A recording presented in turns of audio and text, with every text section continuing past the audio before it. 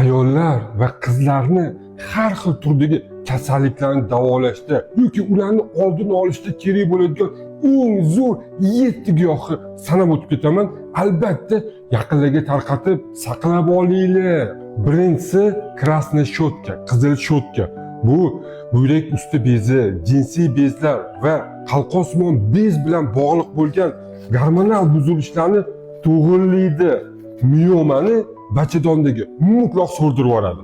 Ikkinchisi bu borovaya matka deydi. Bu estrogenga boy bo'lgan hisoblanib, organizmda progesteron, estrogenlar buzilishlarini to'g'rilab beradi va ayollar jinsiy sistemasidagi yalliqlanishlarni ketkazadi. Bu dushitsa, tog' rayhoni bo'ladi.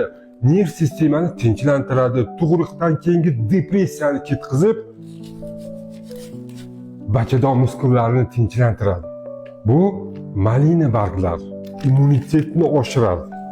Antibakterial xususiyatga ega.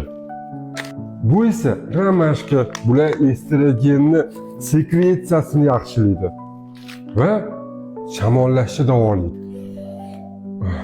Bu miyata, yalpiz, depressiya bormi, tushkunlik bormi, hammasini ketkazadi, tinchlantiradi va hayotga bo'lgan muhabbatni oshiradi.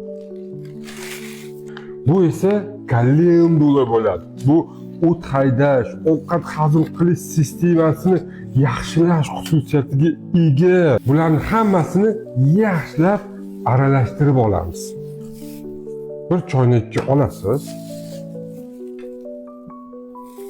Bir siqim solasiz. Qaynagan suv. Yarim litr qaynagan suv solasiz.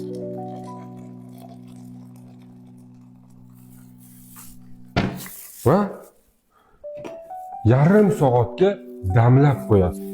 Va shu damlamani 100 ml dan ertalab va 100 ml dan kechqurun ichsangiz 26 kun hamisha sog', hamisha go'zal va salomat bo'lib yurasiz.